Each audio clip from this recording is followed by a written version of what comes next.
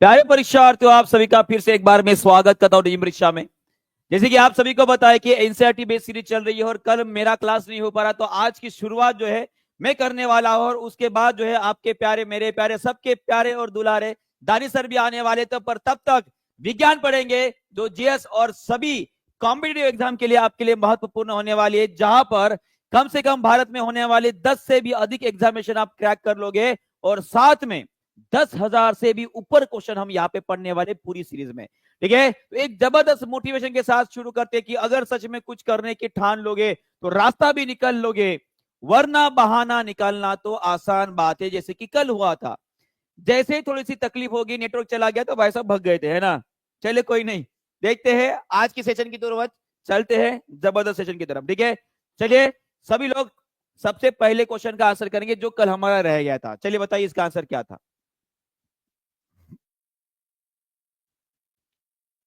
ये अभी अभी यूपी पीएससी 2024 में पूछा गया क्वेश्चन है। चलिए बताइए इसका इसका आंसर क्या रहेगा। सभी लोग कमेंट करते रहेंगे, शेयर करते रहेंगे, लाइक, और जो नया बच्चा जुड़ा है सभी लोग क्या करेंगे, सब्सक्राइब भी जरूर कर लेंगे। ठीक है, चलिए बहुत बढ़िया, बहुत जबरदस्त। इसकी जोड़ी लगाएंगे यहाँ पे, वैसे भी उस बच्चे ने सॉल्व करके यहाँ पे दिखा दिया है, सिर्फ आपको एक कंफर्मेशन के लिए यहाँ पे दिखा रहा हूं। देखिए इसका आंसर क्या रहने वाला है। जैसे कि आप सभी को मैंने बताया कि विटामिन ए हमेशा आपकी आंखें और स्किन के लिए अच्छा रहेगा।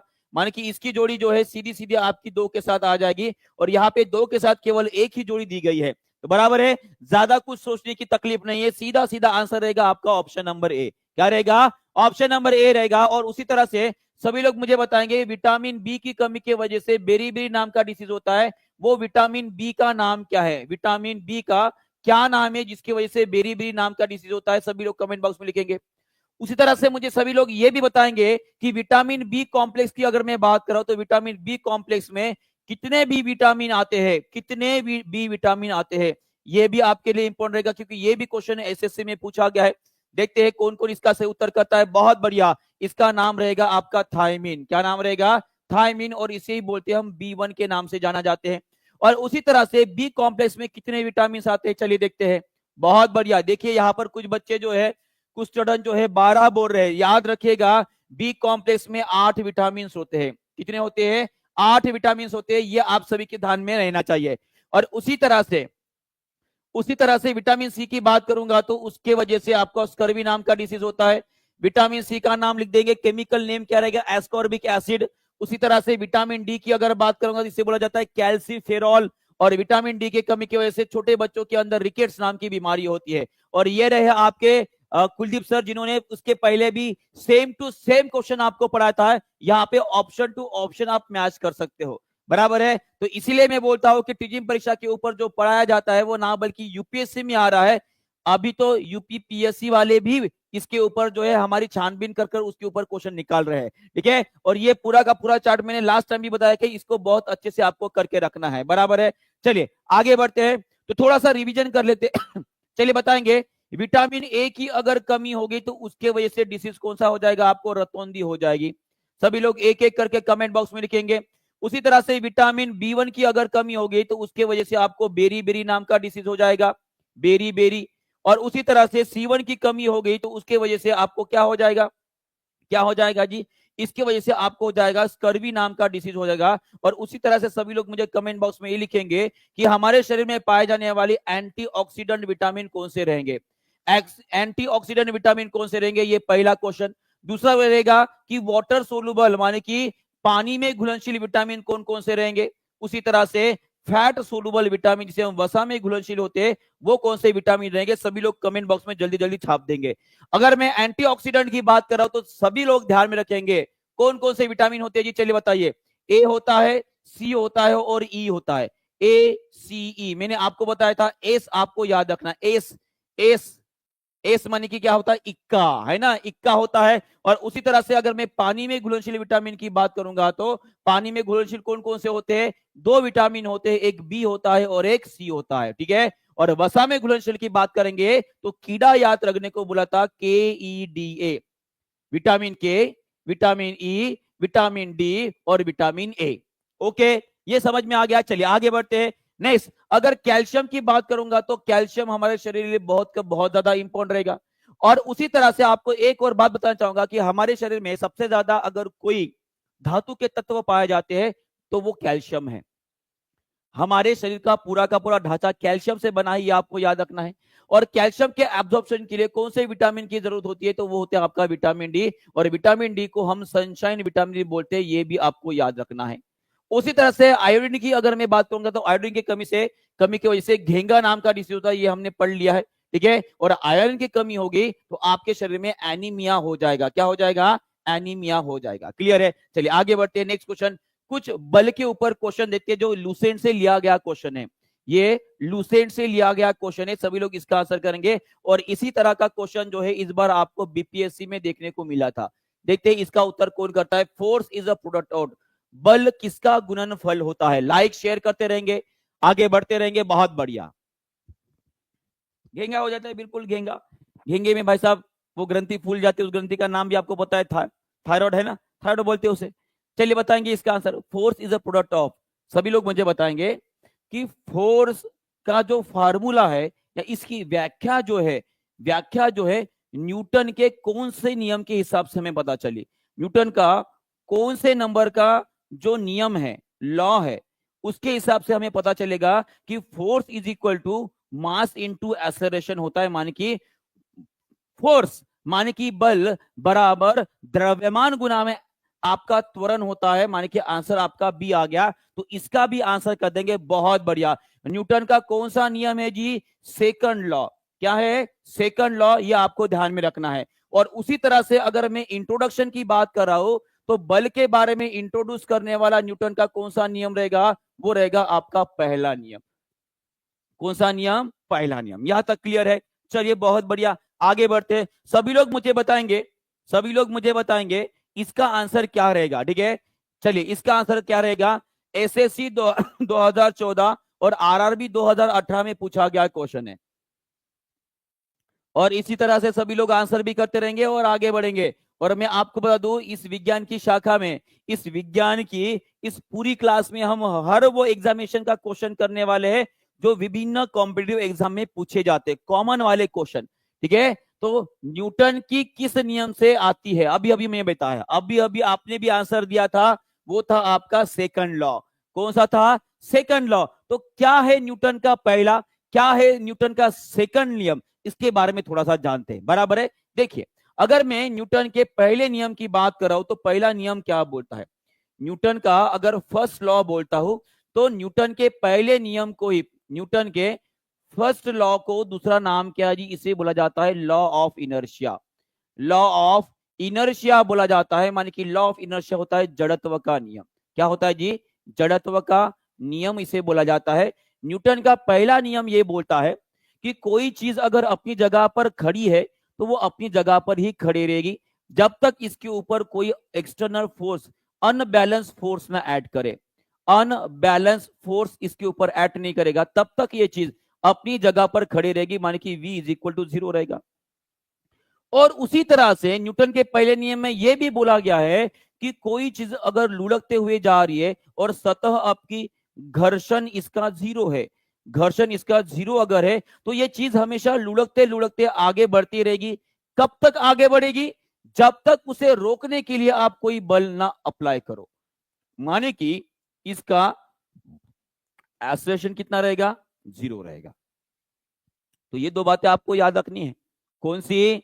कि पहले नियम के हिसाब से यहां पे बोला गया है कि चीज अगर खड़ी है तो वो खड़ी ही रहेगी, माने कि उसका वेलोसिटी कितना हो गया? 0। दूसरे इसमें यही बोला गया है, उसी का सेकंड रूप ये है कि कोई चीज अगर गति में है, यूनिफॉर्म वेलोसिटी के साथ जा रही है तो वो चलते रहेगी। कब तक? जब तक आकर यहां पे कोई उसे रोक ना दे, बराबर है। इसका मतलब क्या है? वो अगर यूनिफॉर्म वेलोसिटी के साथ जा रही है, समांतर वेग के साथ अगर जा रही है तो उसका एक्सेलरेशन कितना रहेगा? त्वरण कितना रहेगा? 0 रहेगा। क्या रहेगा? 0 रहेगा। पर अगर आपको यहां पे बोला गया तो क्या इस चीज के ऊपर लगने वाला बल 0 रहेगा? नहीं, ठीक है, ये आपको याद रखना है। क्लियर है? अभी हरी फोर्स ना लगे। ओके चलिए। हाँ, तो दूसरा नियम क्या बोलता है? सेकंड लॉ क्या बोलते हैं न्यूटन का? चलिए बताए, कोई बता सकता है? सेकंड लॉ का फॉर्मुलेशन है, फोर्स का। फोर्स बराबर बोला गया है कि अगर मैंने मोमेंट को चेंज किया टाइम के रिस्पेक्ट में, माने कि rate of change of linear momentum is equal to आपका फोर्स होता है। सर ये कैसे आया, सभी लोग यहाँ पे ध्यान देंगे कैसे आया। ठीक है, यहां पर आपको बताता हूं, अगर मैं किसी भी चीज को समय के साथ बदल रहा हूं तो मोमेंटम होता है आपका मास गुना में क्या होता है जी, वेलोसिटी होता है, बराबर है। अगर मैं इसे देखूं तो ये द्रव्यमान बदलने वाला नहीं है, माने कि द्रव्यमान यह पे आ गया, उसके बाद डीवी अपॉन dt आ जाएगा।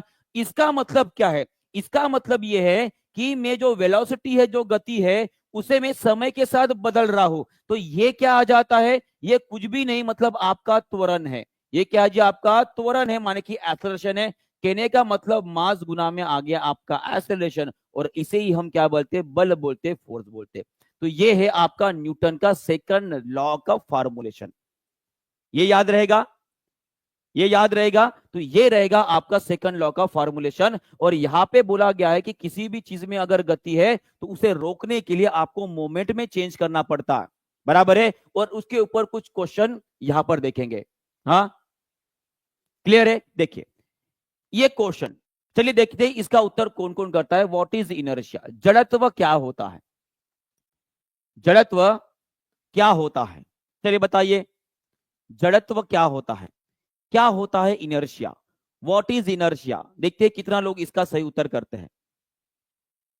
जी बिल्कुल, सभी लोग आंसर करेंगे, बहुत बढ़िया। चलिए, हाँ, tendency to resist the change in the current state, माने कि वर्तमान स्थिति में होने वाले परिवर्तन का प्रतिरोध करने की टेंडेंसी।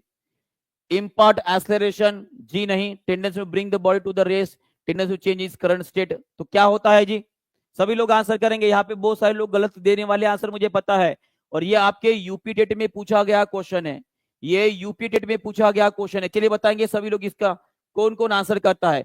इनर्शिया का मतलब होता है कि उसकी करंट पोजीशन में चेंज जो होता है उसको रेजिस्ट करना, माने कि प्रतिरोध करना, माने कि इसका आंसर आपका ऑप्शन नंबर ए रहेगा।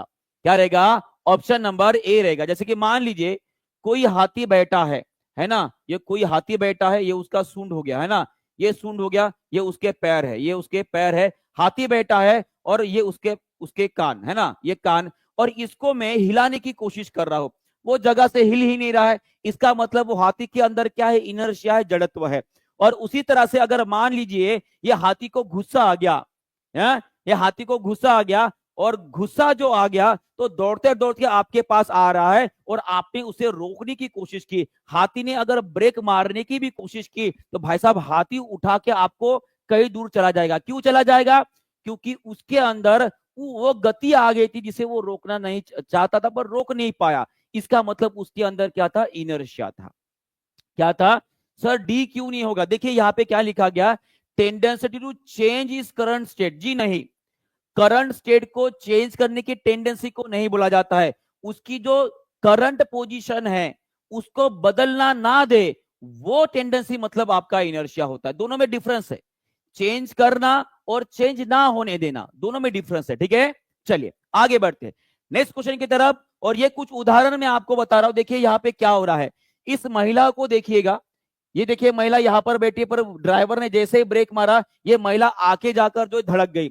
ऐसा क्यों हुआ, ऐसे क्यों हुआ, क्योंकि जो उस गति थी वो गति को वो नियंत्रित नहीं कर पाई, और यहां से लेकर सीधे लुढ़कते हुए यहां पर आ गई। ये किसका, सभी लोग आंसर करेंगे, न्यूटन का कौन सा नियम यहां पे लागू हो रहा है, न्यूटन का कौन सा नियम यहां पे लागू हो रहा है, पहला नियम। कौन सा नियम, पहला नियम यहां पे लागू हो रहा है, लॉ ऑफ इनर्शिया, इसे हम जड़त्व का नियम बोलते हैं। उसी तरह से ये एक और एग्जांपल देखिए, ये है आपके वीरू जी, ये है वीरू जी, और इनको जाना है मिलने के लिए आपके बसंती को।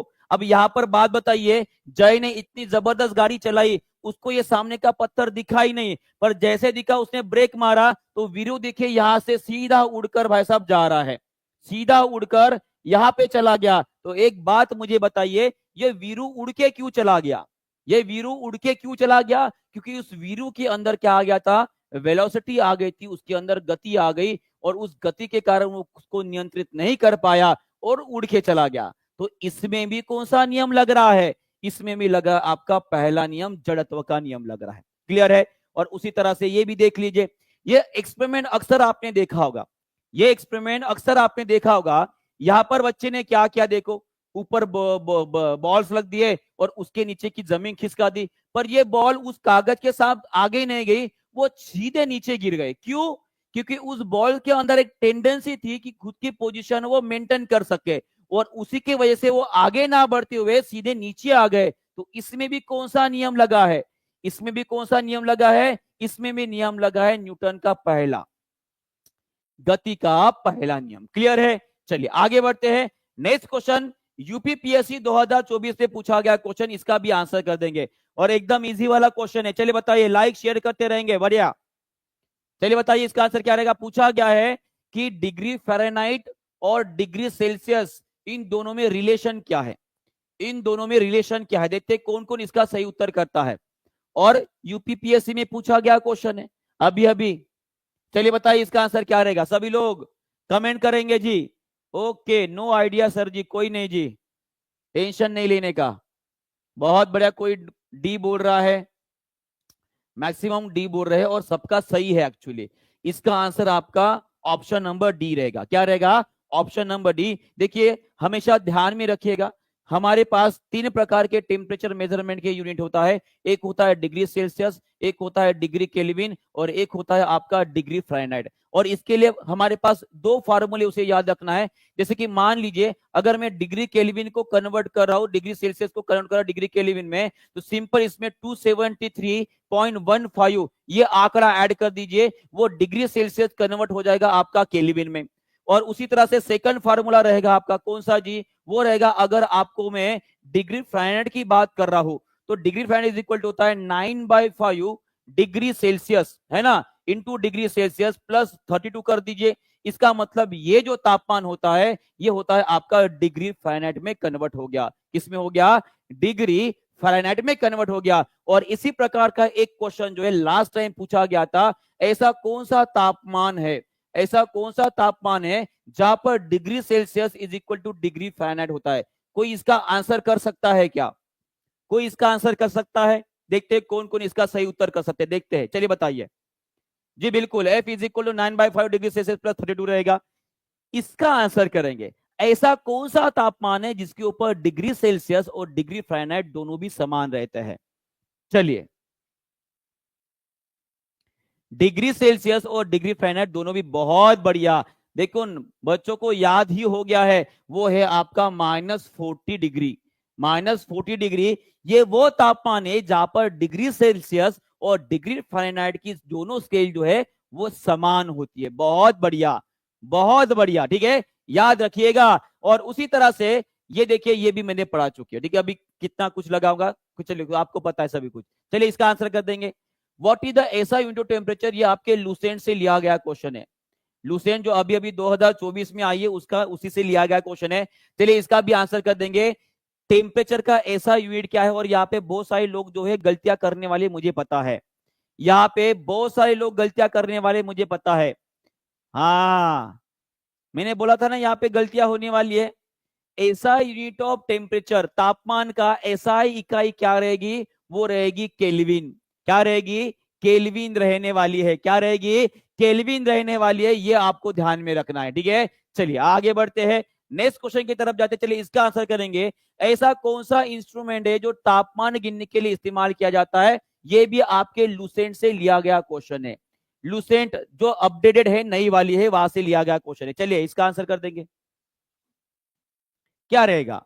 थर्मामीटर रहेगा, बैरोमीटर रहेगा, हाइग्रोमीटर रहेगा या पायरोमीटर रहेगा? चलिए बताइए इसका आंसर क्या रहेगा। भास, बहुत बढ़िया, थर्मामीटर। इसमें किसका इस्तेमाल किया जाता है? ऑप्शन देता हूं, पारे का इस्तेमाल किया जाता है। दूसरा, इथेनॉल का इस्तेमाल किया जाता है। तीसरा, इसमें क्या बोलेंगे उसको, HCl माने कि हाइड्रोक्लोरिक एसिड का इस्तेमाल किया जाता है। चौथा, इन सभी का इस्तेमाल किया जाता है। इन सभी का इस्तेमाल किया जाता है। चलिए बताइए, देखते हैं कि कौन इसका सही उत्तर करता है। कि हमारा जो थर्मामीटर होता है उसमें किस चीज का इस्तेमाल किया जाता है? टेम्परेचर बताने के लिए। टेम्परेचर बताने के लिए किसका इस्तेमाल किया जाता है? तो यहां पर मैक्सिमम लोगों ने सही उत्तर दे दिया है, सभी लोग बोल रहे हैं पारा सभी लोग बोल रहे हैं पारा, पर पारे के साथ आपको इथेनॉल भी याद रखना है। ये दोनों चीजें जो है थर्मामीटर में इस्तेमाल कर सकते हैं, यानी कि पारा और इथेनॉल दोनों भी इस्तेमाल कर सकते हैं। ये नई बात शायद आपको आज पता चलिए। थर्मामीटर एक ऐसा इंस्ट्रूमेंट है जो काम करता है आपको तापमान बताने के लिए। किसके लिए? तापमान बताने के लिए। उसमें पारा और इथेनॉल दोनों का भी इस्तेमाल कर सकते हैं। क्लियर है? ये समझ में आ गया है? चलिए बहुत बढ़िया। एक बात बोलते, चलिए नेक्स्ट क्वेश्चन की तरफ बढ़ते हैं। इसका आंसर कर देंगे, what is the normal body temperature of the healthy human. और ये क्वेश्चन बहुत जगह पूछा गया है। ये एसएससी में पूछा गया है, ये आरआरबी में पूछा गया है, ये बीपीएससी में पूछा गया है, ये यूपी टेट में भी पूछा गया है, और साथ में पता नहीं कौन कौन से एग्जामिनेशन में पूछा गया है। ये बहुत सारे एग्जामिनेशन में पूछा गया है। इसका आंसर कोई भी गलत नहीं करेगा। और साथ में जो आप आंसर बता रहे हो वो मुझे डिग्री फ़ारेनहाइट में भी चाहिए। डिग्री फ़ारेनहाइट में भी इसका क्वेश्चन पूछा गया है। चलिए बताइए। सभी लोगों ने बता दिया 37 डिग्री सेल्सियस ये एवरेज ह्यूमन बॉडी का टेम्परेचर होता है। डिग्री फ़ारेनहाइट में कितना रहेगा, कैसे निकालोगे? Degree Fahrenheit is equal to 9/5 degree Celsius plus 32। यहां पे क्या करोगे? 9/5 इंटू यहां पे 37 डाल दोगे प्लस 32 कर दोगे। जब इसे सॉल्व करोगे तो लगभग 98.6 डिग्री फ़ारेनहाइट ये आपका आंसर आएगा। क्या आएगा? 98.6 डिग्री फ़ारेनहाइट ये आपका आंसर आएगा। 98.6। तो इस तरह से इसे फाइंड कर सकते हो। क्लियर है? और सभी लोग मुझे इसी तापमान को केल्विन में भी निकाल कर दिखाएंगे। केल्विन में कितना आएगा? चलिए देखते हैं कौन कौन इसका सही उत्तर कर सकता है। फास्ट, बहुत बढ़िया। चलिए बताएंगे। अगर मैंने इस तापमान को आपको एग्जामिनेशन में केल्विन में पूछ लिया तो क्या करोगे? उसका उत्तर कैसे निकालोगे? सिंपल सी बात है। केल्विन इज इक्वल टू क्या होता है? डिग्री सेल्सियस प्लस 273 बराबर है। तो ऑब्वियस है 37 डिग्री सेल्सियस प्लस 273 कर लो। ये कितना आ जाएगा? ये आ जाएगा आपका 310 केल्विन। कितना आएगा? 310।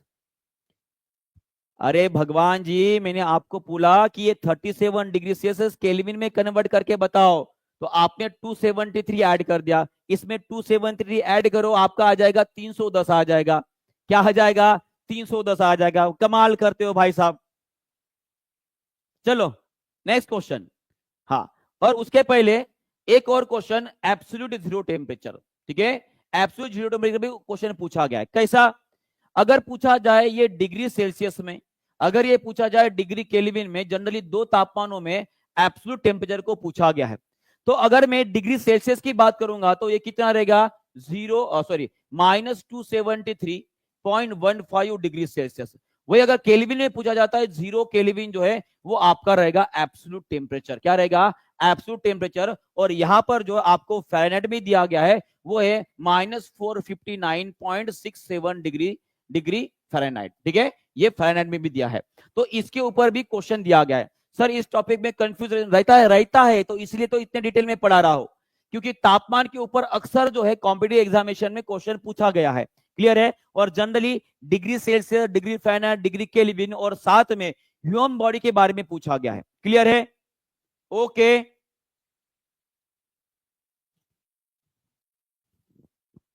ओके, सबको समझ में आ रहा है? क्लियर है? क्लियर है? चलिए आगे बढ़ते। नेक्स्ट क्वेश्चन, चलिए बताएंगे इसका आंसर क्या रहेगा। थोड़ा सा रिवीजन कर लेते हैं। जो न्यूटन का नियम हमने पढ़े हैं, न्यूटन का नियम अभी अभी हमने पढ़े हैं। सर बहुत कंफ्यूजन रहता है जी, बिल्कुल कंफ्यूजन रहता है, इसलिए मैंने वो टॉपिक को लिया है। ठीक है? डिग्री सेल्सियस, डिग्री फ़ारेनहाइट और केल्विन में। ओके, चलिए इसका आंसर कर देंगे। बहुत बढ़िया, सभी लोग आंसर कर रहे हैं कि हर एक्शन को अगर आपको एक रिएक्शन मिलता है तो उसे हम क्या बोलते हैं? न्यूटन का तीसरा नियम। क्या बोलते हैं जी? न्यूटन का तीसरा नियम। और इसके बहुत सारे एग्जाम्पल आपके ध्यान में आ जाएंगे। ठीक है? जैसे कि मान लीजिए, ये एक्चुअली एनसीईआरटी में दिया गया है। जैसे कि मान लीजिए ये कोई इंसान है जो आपकी जो नाव होती है उसके ऊपर से जंप कर रहा है, तो ये वो जंप जब करता है तो ये तो आगे जा रहा है पर नाव देखिए उसके पीछे चली जा रही है। इसका मतलब क्या है? जब उसने जंप किया तो उस नाव के ऊपर भी उसने फोर्स अप्लाई किया, माने कि एक्शन और ये रिएक्शन। उसने जंप किया, ये एक्शन, और रिएक्शन क्या हुई? क्लियर है? उसी तरह से इस एग्जांपल को देखिए, ये क्या है? ये तोप का गोला है जो अंग्रेजों के जमाने में इस्तेमाल किया जा रहा था, बराबर है। जैसे ही तोप का गोला लगाओगे तो भाई साहब इस साइड में आपका बॉल जा रहा है और उसके पीछे में उसके ऊपर रिएक्शन लगेगी और वो कैनन जो होती है भाई साहब तोप के गोले की, वो पीछे चले जाएगी। ये किसके ऊपर है जी? जी नहीं अर्णव जी, वो थप्पड़ वाला जो है भाई साहब वो पुराना हो गया है ना, सबको पता चल गया, तो कुछ नए बातें देखते हैं ना, तो ये नई बातें हैं, आपको ध्यान में रखना है। न्यूटन का तीसरा नियम। ओके, चलिए आगे बढ़ते हैं। नेक्स्ट क्वेश्चन देखिए, सेम टू सेम क्वेश्चन पूछा गया है। एनसीईआरटी में जो उदाहरण दिए गए ना, उस उदाहरणों में से भी एक क्वेश्चन पूछे गए हैं भाई साहब। चलिए बताइए इसका आंसर क्या रहेगा। ये आपके एसएससी में और ये यूपी टेट में आया हुआ क्वेश्चन है। चलिए बताइए इसका आंसर क्या रहेगा। क्या पूछा गया है? Why does a cannon recoil after firing.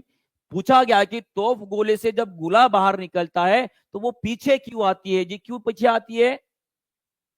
बहुत बढ़िया, मैक्सिमम लोगों ने इससे उत्तर किए दिया। न्यूटन के तीसरा नियम जो है उसके ऊपर ऐड करता है। बहुत बढ़िया, ठीक है। चलिए नेक्स्ट क्वेश्चन की तरफ बढ़ते हैं। इस क्वेश्चन का आंसर देंगे और जो देगा वो सिकंदर, बाकी सब बंदर। देखते हैं कौन कौन सिकंदर बनते हैं, और सिकंदर बनने के बाद सभी लोग एक बार हाथ ऊपर चालू कर देंगे। सर गाड़ी से उतरते समय जी बिल्कुल, कोई आपने देखा होगा अगर रेलवे प्लेटफॉर्म में अगर आप चले जाओ, कभी आपने एक्सपीरियंस भी किया होगा कि दूसरे जगह पे नंबर लगाए और रेलवे की एग्जाम देने आप गेट पे खड़े हो, और जैसे ही रेलवे स्लो हो जाती है वैसे हम उतरने की कोशिश करते हैं, पर जैसे उतरते हो भाई साहब आगे चले जाते हो। उसमें कौन सा नियम? न्यूटन का पहला नियम। कौन सा नियम? न्यूटन का पहला नियम, ठीक है। बहुत बढ़िया, सभी लोग आंसर करें। कोई बी बोल रहा है, कोई सी बोल रहा है। देखिए क्या लिखा गया है। The force between two object are always equal and acts in the same direction. गड़बड़ है यहाँ पे, गड़बड़ लग रहा है आपको? उसी तरह से the action and reaction force acts on the same object. Action and reaction forces acts on the same object, क्या रहेगा? Consider the following statement, the force between the two object are always equal and act in the same direction. यहां पे बोला गया है कि जो बल होता है वो एक ऑब्जेक्ट पे लग रहा है तो दोनों भी समान होते हैं और समान दिशा में होते हैं। क्या समान दिशा में होता है? क्या समान दिशा में होता है? और उसी तरह से करंट स्टेटमेंट पूछना है हमें, तो करंट क्या रहेगा देखिए। और दूसरा बोला कि एक्शन और रिएक्शन जो बल होते हैं, माने कि क्रिया और प्रतिक्रिया बल जो होते हैं, एक वस्तु पर कार्य करते हैं। एक ही वस्तु पर कार्य करेगा क्या?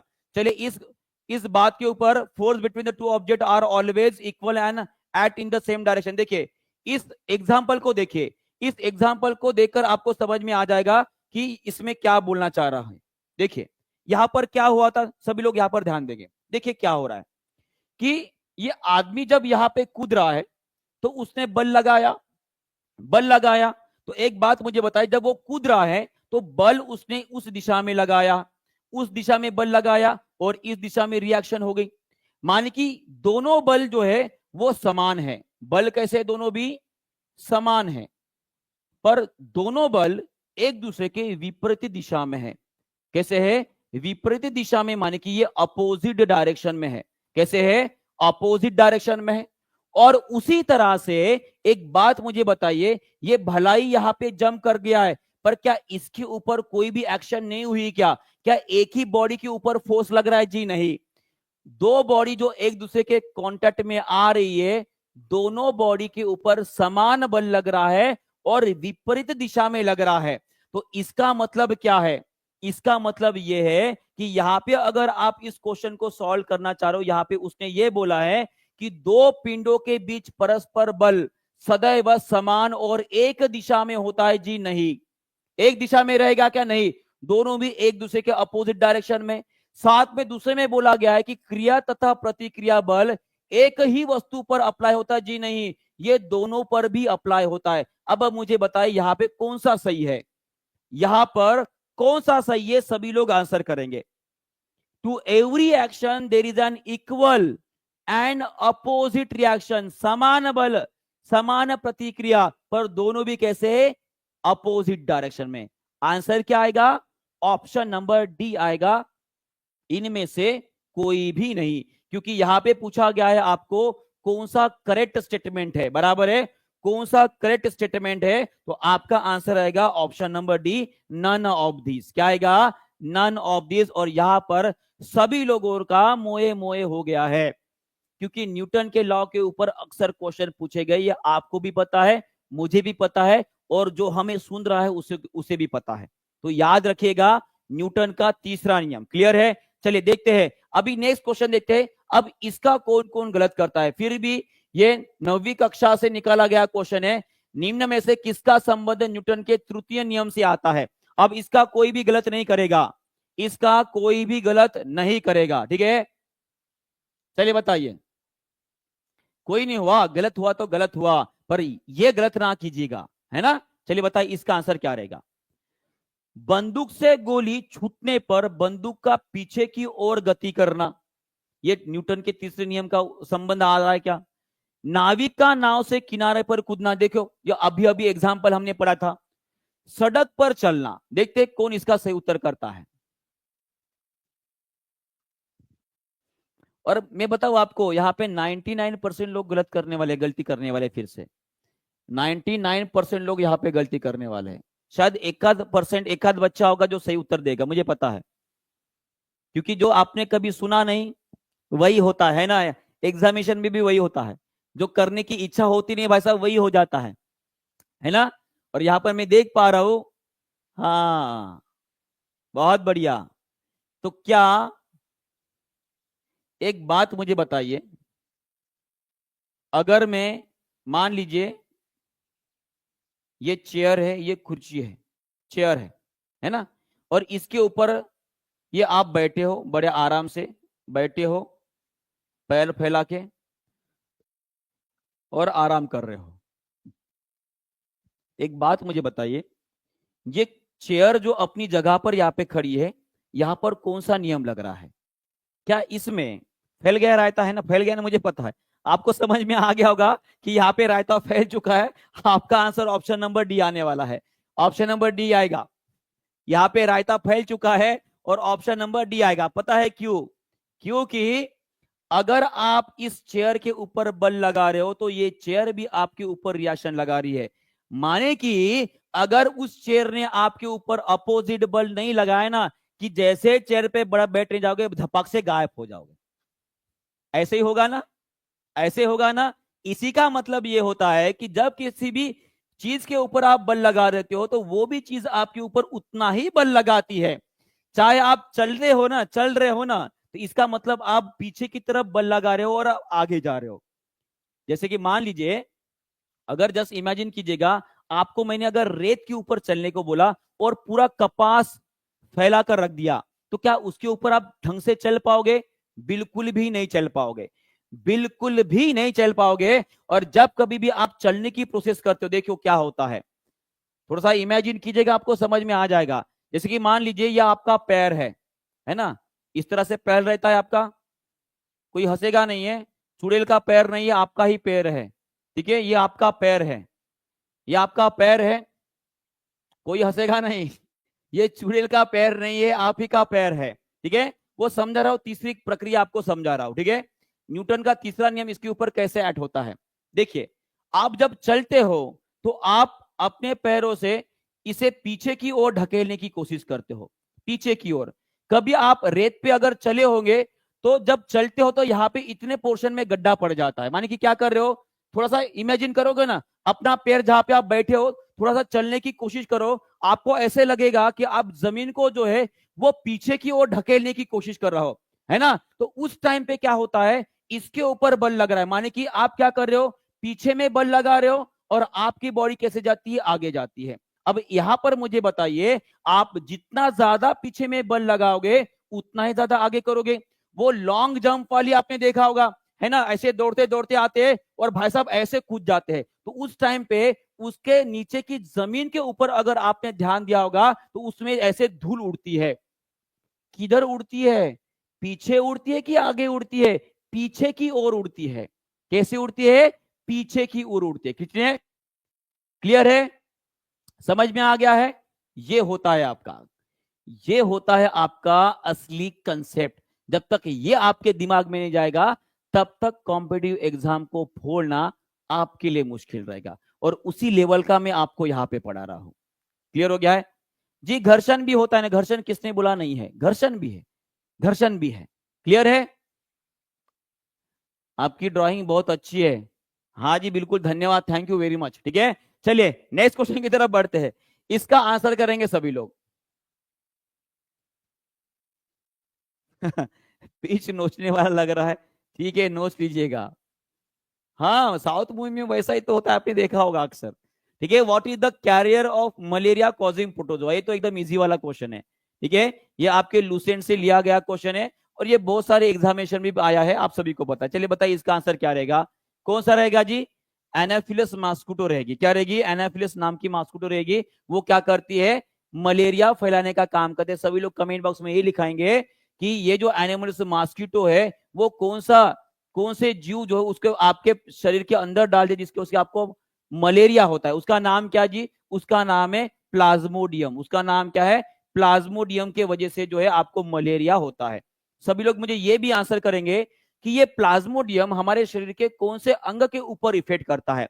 चलिए, जब आपको मलेरिया हो जाता है तो ये कौन से अंग के ऊपर अटैक करता है? तो सबसे पहले आपको ध्यान में रखना है, सबसे पहले ये लीवर के ऊपर अटैक करेगा, उसके बाद स्प्लीन के ऊपर अटैक करेगा जिसे हम प्लीहा बोलते हैं। क्या बोलते हैं? प्लीहा बोलते हैं। और वहां पर जाने के बाद जो है, जो आपकी आरबीसी होती है, आरबीसी होती है, उसको खाना चालू कर देगा। क्या करेगा? खाना चालू कर देगा। और जब आपके शरीर के अंदर की ये आरबीसी कम हो जाती है तो आपको जो है ठंड लगने लगती है और एक प्रकार का वो केमिकल रिलीज करते हैं जिसके वजह से आपको शरीर में कपकपाहट आपको महसूस होती है। ये होता है आपका मलेरिया।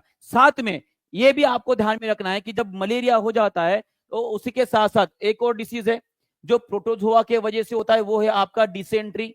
डिसेंट्री का मतलब क्या होता है जी भाई साहब? बार बार भागो, बार बार भागो, लोटा लो और भागो, लोटा लो और भागो, वो होता है आपका डिसेंट्री। और ये दोनों डिसीज जो है आपके किसके वजह से होता है? प्रोटोजोआ के वजह से होता है। ये आपको याद रखना है, ये आपके एनसीईआरटी से लिया गया है। और साथ में अगर किसी को डिसेंट्री हो गई तो हमारी एक कौन से ऑर्गन के ऊपर अटैक करती है? वो अटैक करती है आपकी छोटी आंत के ऊपर। किसके ऊपर? छोटी आंत के ऊपर अटैक करती है। और इसके वजह से आपको भाई साहब 5-5 मिनट में लगती रहेगी और आपकी बॉडी जो है डिहाइड्रेट हो जाती है। क्या हो जाती है? डिहाइड्रेट हो जाती है। और उसके लिए एक सप्लीमेंट जो है आपको दी जाती है जिसका नाम है ORS। क्या नाम है उसका? ORS। ORS दिया जाता है ताकि आपके शरीर में मौजूद जो पानी की मात्रा है वो कम ना हो, मिनरल की मात्रा कम ना हो, और उसी को सप्लीमेंट के द्वारा जो है फुलफिल किया जाता है। और इसमें क्या होते हैं? सोडियम के आयंस होते हैं, पोटेशियम के आयंस होते हैं, और उसी तरह से ग्लूकोज और फ्रुक्टोज होता है। और उसकी वजह से आपके शरीर में ताकत भी रहेगी और साथ में जो सोडियम और पोटेशियम के आयन रहेंगे वो आपके शरीर में ब्लड प्रेशर भी मेंटेन करने का काम करेंगे। क्लियर है जी? ORS का घोल, बहुत बढ़िया। चलिए, और ये रहा आपका लीवर और स्प्लीन। ठीक है, ये जिसके ऊपर अटैक करता है, बहुत बढ़िया। चलिए आगे बढ़ते हैं। वैसे क्वेश्चन लिया जाता है, बहुत सारे क्वेश्चन है। चलिए, यूपी पीएससी 2024 में पूछा गया क्वेश्चन है। ये तो एकदम एकदम एकदम एकदम आपका ऐसे वाला क्वेश्चन है ना, मुझे लगता है कि इसका आंसर कोई भी गलत नहीं करेगा। देखते हैं कौन इसका आंसर गलत करता है। रोनाल्डो को नोबेल भी मिल सकता है, क्या बात है, देखते हैं। चलिए इसका आंसर करेंगे। पूछा गया है कि एकमात्र ऐसी कौन सी नस है जो ऑक्सीजनेटेड ब्लड को कैरी करती है?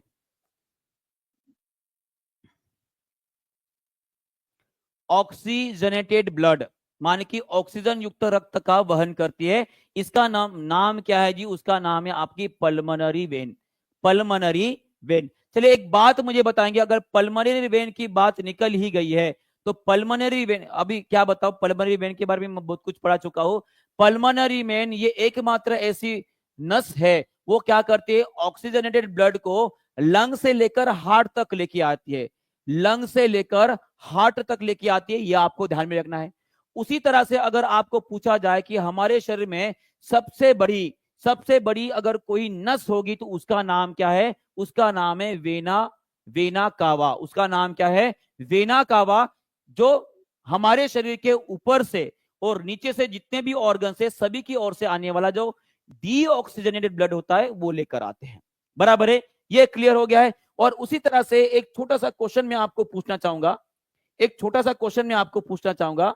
देखते हैं कितने लोग इसका सही उत्तर दे पाते हैं। ठीक है, मैं अगर आपको पूछूं कि ये हमारा हार्ट है, इसमें कितने चेंबर होते हैं जी, सभी लोग कमेंट बॉक्स में लिखेंगे जल्दी से। ये आपका हार्ट है, आपका दिल है, जिसके लिए आप मेहनत कर रहे हो, बराबर है। तो ऑब्वियस है, अगर मैं इसके 4 चेंबर करता हूं तो ऑब्वियस है 4 पार्ट हो गए। हमारे शरीर में कितने भाग होते हैं? 4 भाग होते हैं, बहुत बढ़िया। और उसी तरह से मैं अगर आपको पूछूं, यहां पे आपके फेफड़े हैं, यहाँ पे आपके फेफड़े हैं, हाँ ये आपके फेफड़े हैं, ठीक है, ये आपके फेफड़े हैं। एक बात मुझे बताइए, उस फेफड़ों की तरफ एक धमनी निकल कर जाती है, वो आपका अशुद्ध रक्त लेके जाती है। उस अशुद्ध रक्त लेके जाने वाले धमनी का नाम क्या है? धमनी माने कि आर्टरी का नाम क्या है? और उसी तरह से ये जो आपकी धमनी है जिसका नाम आप बताने वाले हो, जो आपके लंग्स और ये हमारे हार्ट का कौन सा पार्ट है जिसे कनेक्ट करने का काम करेगी? ये हमारे हार्ट का कौन सा पार्ट है? इसका नाम सभी लोग मुझे कमेंट बॉक्स में लिखेंगे। हार्ट पढ़ना है, और हार्ट का मैंने एक वीडियो डाल दिया है, अगर आपने पढ़ा नहीं होगा तो हार्ट का वो वीडियो आपके लिए बहुत ही ज्यादा इंपॉर्टेंट रहने वाला है, उसे एक बार जरूर देख लीजिएगा। साथ में उसका सेकंड पार्ट भी डालने वाला हूं, ठीक है। तो ये कौन सा पार्ट रहेगा? सभी ने इसका तो नाम दे दिया है, इसका नाम क्या है जी? इसे बोला जाता है पल्मोनरी आर्टरी, इसे बोला जाता है पल्मोनरी आर्टरी बोला जाता है, फुफ्फुसीय धमनी बोला जाता है। ये हमारे हार्ट का कौन सा पार्ट है? चलिए देखते हैं कौन सा, कौन कौन इसका उत्तर देता है। देखिए, ध्यान रखिएगा, हार्ट के 2 पार्ट होते हैं, इसको बोला जाता है एट्रियम, ऊपर वाले को एट्रियम और नीचे वाले को जो है बोला जाता है वेंट्रिकल। क्या बोला जाता है? वेंट्रिकल। और आपका जो राइट है, आपको जो राइट है वो हार्ट का लेफ्ट रहेगा, माने कि ये अगर राइट तो ये आपका लेफ्ट पार्ट हो गया और ये हो गया आपका राइट पार्ट। तो एक बात मुझे बताइए, सभी लोग अभी आंसर करेंगे, सभी लोग आंसर करेंगे, अभी कौन सा पार्ट नजर आ रहा है आपको? चलिए बताइए। बहुत बढ़िया, राइट वेंट्रिकल, बहुत बढ़िया। ये कौन सा पार्ट रहेगा? ये रहेगा आपका राइट वेंट्रिकल, दाया अलिंद।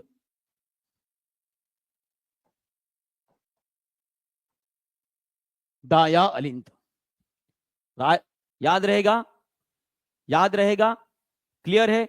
सभी लोग इस पार्ट का नाम बता देंगे।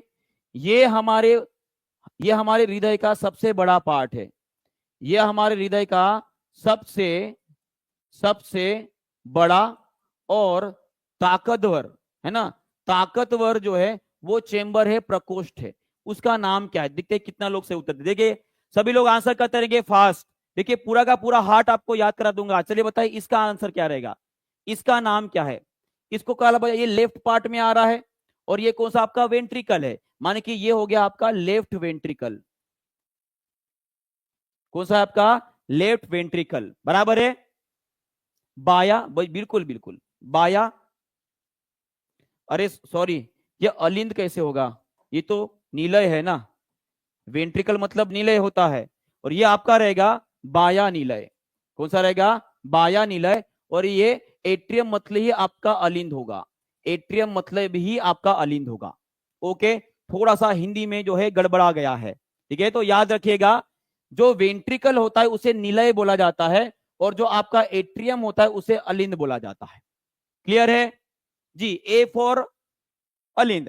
थोड़ा सा इंग्लिश और हिंदी में थोड़ा सा कंफ्यूजन होता है, ठीक है, तो वो रहेगा आपका अलिंद। क्लियर है? ओके, समझ में आ गया है? चलिए बहुत बढ़िया। उसके बाद आगे बढ़ते हैं। चलिए इसका आंसर कर देंगे, यूपीपीएससी 2024 में पूछा गया क्वेश्चन है। चलिए इसका भी आंसर कर देंगे सभी लोग। जी बिल्कुल बिल्कुल, हाँ वो हिंदी में मुझे भी थोड़ा सा कंफ्यूजन होता है, वो इसलिए मैं इंग्लिश में पढ़ाना वो अच्छा लगता है मुझे, पर हिंदी में जब बोलने जाते थोड़े गड़बड़ हो जाते हैं। चलिए बताइए इसका आंसर क्या रहेगा?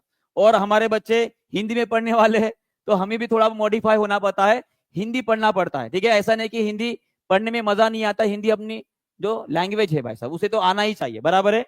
पर कैसे विज्ञान जो है जनरली इंग्लिश में थोड़ा सा जल्दी याद हो जाता है, बराबर है। हाँ, diabetes is the most common disorder associated with the, चलिए बताइए किससे एसोसिएट होता है? गॉल ब्लैडर से होता है, किडनी से होता है, पैंक्रियास से होता है, कि लिवर से होता है? चलिए बताइए जी, सभी लोग आंसर करेंगे और लंबा सेशन होने वाला है, सभी लोग याद रखेंगे इसके ऊपर भी। तो आपका आंसर क्या रहेगा? पैंक्रियाज रहेगा जी। क्या रहेगा? पैंक्रियाज। पैंक्रियाज के बारे में हमने पढ़ा है और मैंने भी पढ़ा है। ये आ गए आपके फिर से कुलदीप सर, जो थोड़े से घबराए हुए आपको नजर आ रहे हैं, घबराए हुए नजर आ रहे हैं। ये क्या बोलना चाहते हैं? देखिए, डायबिटीज जो है वो कौन से इससे कंट्रोल किया जाता है? वो किया जाता है आपके इंसुलिन से। और ये पूरा का पूरा पैंक्रियाज मैंने पहले ही पढ़ा चुका हूं, बराबर है। तो यहाँ पर जो है आपको इसके बारे में थोड़ा सा जानते हो, ठीक है। देखिए, पैंक्रियाज जिसे हम अग्नाशय बोलते हैं, जिसे हम अग्नाशय बोलते हैं। अग्नाशय हमारी वो ग्रंथि है जिसे हम मिक्स ग्लैंड बोलते हैं। क्या बोलते हैं जी? मिक्स ग्लैंड बोला जाता है। मिक्स ग्लैंड का मतलब क्या है? मिक्स ग्लैंड का मतलब होता है मिश्र ग्रंथि। मिश्र ग्रंथि एक ऐसे ग्रंथि जो अंतस्त्रावी और बाह्य स्त्रावी दोनों का भी काम करता है। मैं अगर बात करूंगा पैंक्रियास की, माने कि अग्नाशय की अगर बात कर रहा हूं, तो अग्नाशय जो है वो 3 प्रकार के हार्मोन रिलीज करता है, जो आप सभी को पता है। यहां पर होती है कुछ कोशिकाएं, जैसे कि अल्फा सेल होती है, अल्फा कोशिका। एक होती है आपकी बीटा सेल्स, बीटा कोशिकाएं। तो एक होती है आपकी डेल्टा कोशिकाएं, डेल्टा सेल जिसे बोलेंगे। अगर मैं बात कर रहा हूं अल्फा सेल की, तो अल्फा सेल एक प्रकार का हार्मोन रिलीज करते हैं, जिसका नाम क्या है? कोई बता सकता है क्या जी? अल्फा सेल ग्लूकागॉन नाम का हार्मोन रिलीज करते। कौन सा जी? ग्लूकागॉन नाम का हार्मोन। और ये ग्लूकागॉन जो है आपके शरीर का शुगर लेवल बढ़ाने का काम करता है। कौन सा काम करता है? शुगर लेवल बढ़ाने का काम करता है। और बीटा सेल जो होती है ये इंसुलिन नाम का हार्मोन निकालती है। अब इंसुलिन आप सभी को पता है, इंसुलिन आप सभी को पता है। और इंसुलिन क्या करती है? आपके शरीर का शुगर जो लेवल होता है, जो शक्कर होती है, उसे कम करने का काम करती है, माने कि उसे यूटिलाइज करने का काम करती है। और उसी तरह से अगर मैं डेल्टा सेल की बात कर रहा हूं, तो डेल्टा सेल क्या करता है? इन दोनों को भी रोकने का काम करती है, जिसका नाम है सोमेटोट्रोपिन नाम का हार्मोन रिलीज करती है। ये क्लियर हो गया सभी को? इतना समझ में आ गया? और उसी तरह से अगर मैं अग्नाशय की बात करूंगा, तो यहाँ पे जिसे हमने मिक्स ग्लैंड बोले थे, माने कि अंतस्त्रावी और बाह्य स्त्रावी ग्रंथि बोले थे, इसके द्वारा कुछ एंजाइम भी रिलीज किए जाते हैं। क्या रिलीज किया जाते हैं? एंजाइम। वो एंजाइम कौन कौन से रहेंगे? वो एंजाइम कौन कौन से रहेंगे? कोई बता सकता है कि हमारे अग्नाशय के द्वारा कौन कौन से एंजाइम रिलीज किए जाते हैं? चलिए जी। जी बिल्कुल बिल्कुल, अल्फा बीटा डेल्टा नाम की कोशिकाएं होती है जो इतने प्रकार के हार्मोन रिलीज कर रही है। और उसी तरह से एंजाइम जो होती है, एंजाइम कौन से रिलीज किए जाते हैं? तो याद रखिएगा, एक ट्रिप्सिन जो है आपको हमेशा ध्यान में रखना है, ट्रिप्सिन। उसके बाद एमिलेज, ट्रिप्सिन, एमिलेज। और एक होता है आपका क्या नाम है उसका? लाइपेज। क्या नाम है उसका? लाइपेज। ठीक है। ट्रिप्सिन आप सभी को पता है ये प्रोटीन का डाइजेशन करता है। एमिलेज ये आपके स्टार्च को कन्वर्ट करता है शुगर में। और लाइपेज जो होता है आपके फैट, माने कि वसा के डाइजेशन में मदद करता है। इतना क्लियर है? चलिए आगे बढ़ते हैं। और ये रहे आपके कुलदीप सर, और उन्होंने ये क्वेश्चन किया था कि डायबिटीज किसके द्वारा कंट्रोल की जाती है, तो उसका आंसर आपका इंसुलिन था। ठीक है। चलिए, और ये नेक्स्ट क्वेश्चन आप सभी के लिए बताएंगे इसका आंसर क्या रहेगा। और ये आपके लिए इंपॉर्टेंट रहेगा, मोस्ट इंपॉर्टेंट क्वेश्चन है आप सभी के लिए। बताइए इसका आंसर क्या रहेगा? कौन सा सूक्ष्म जीव का उपयोग किया जाता है प्रतिजैविक उत्पादन में? इसके बारे में हमने कल डिस्कशन किए थे, कल नहीं परसों के दिन। चलिए जी, आंसर करेंगे सभी लोग जल्दी जल्दी। लाइक और शेयर भी करते रहेंगे, मैक्सिमम लाइक होनी चाहिए आज के सेशन में। ठीक है। चलिए,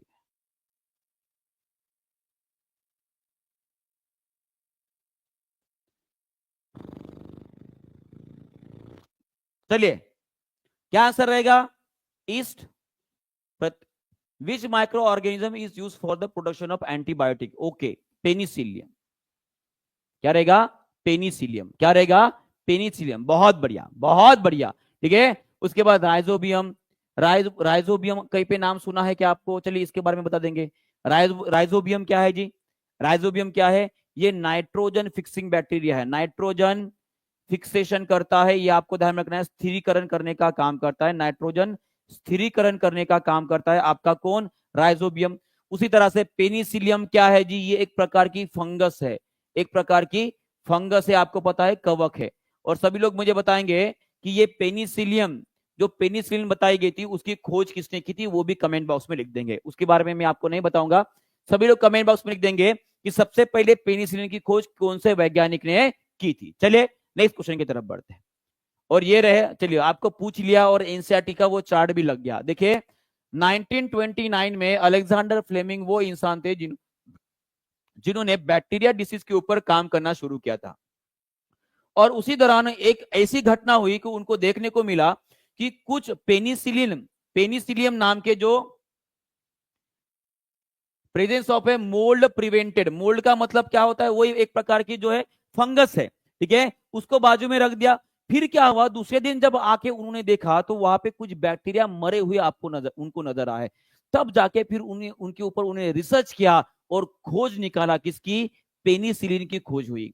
और इसीलिए अलेक्जेंडर फ्लेमिंग को फाउंडर बोला जाता है, ठीक है, ये भी आपको याद रखना है, बहुत बढ़िया, ठीक है। चलिए next question, okay, next question के पहले एंटीबायोटिक बोला जाता है उसको, ये भी आपको पता है, ठीक है, सीधा आपको इसमें। और इसके कुछ एग्जांपल आपको याद रखने हैं जो हमारे एनसीईआरटी में दिए है, क्योंकि एनसीईआरटी से डायरेक्टली पूछा जाता है। देखिए एंटीबायोटिक के कुछ एग्जांपल, जैसे कि यहाँ पे लिखा गया है स्ट्रेप्टोमाइसिन, सभी लोग कमेंट बॉक्स में लिखेंगे स्ट्रेप्टोमाइसिन, टेट्रासाइक्लिन, और उसके बाद एरिथ्रोमाइसिन, उसके बाद अजिथ्रोमाइसिन। ये सभी के सभी क्या रहेंगे, आपके एंटीबायोटिक के नाम है। चलिए सभी लोग एक एक करके कमेंट बॉक्स में लिखेंगे, ये इंपॉर्टेंट है और इसके ऊपर क्वेश्चन पूछा गया है बीपीएससी में, ये भी आपको याद रखना है। Which of the following are the antibiotics, तो याद रखिएगा स्ट्रेप्टोमाइसिन, ठीक है, उसके बाद टेट्रासाइक्लिन, हिंदी में लिख देता हूं स्ट्रेप्टोमाइसिन, स्ट्रेप्टोमाइसिन, दूसरा है आपका टेट्रासाइक्लिन, है ना, उसके बाद है टेट्रासाइक्लिन, उसके बाद है एरिथ्रोमाइसिन,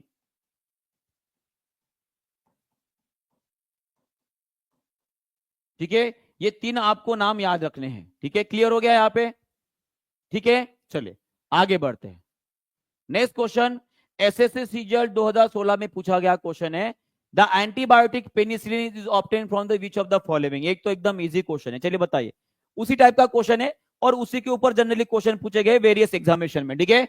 चलिए बताइए इसका आंसर क्या रहेगा।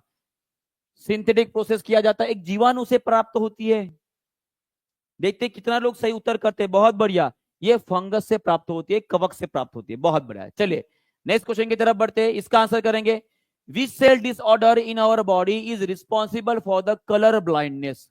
कलर ब्लाइंडनेस किसके वजह से होता है, देखते हैं कौन इसका सही उत्तर कर सकता है। और ये आपके एसएससी में पूछा गया क्वेश्चन है, ये आपका एसएससी में पूछा गया क्वेश्चन है। चलिए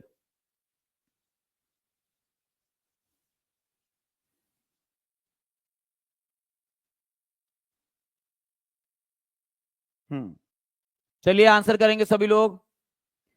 एसएससी में पूछा गया क्वेश्चन है कि कलर ब्लाइंडनेस किसके वजह से होता है, कौन से कोशिकाओं को होती है, और कलर ब्लाइंडनेस के लिए रिस्पॉन्सिबल ये जो कोशिका है आपको कहां पर मिलती है। बहुत बढ़िया, मैक्सिमम लोगों ने सही उत्तर किया है, इसका आंसर रहेगा आपकी कोन सेल। क्या रहेगी, कोन सेल रहेगी, ये आपको ध्यान में रखना है। और ये कोन सेल कहां पर पाई जाती है, ये पाई जाती है आपकी आंखों में होती है, और आंखों में भी कहां पर होती है, ये होती है आपकी रेटिना में।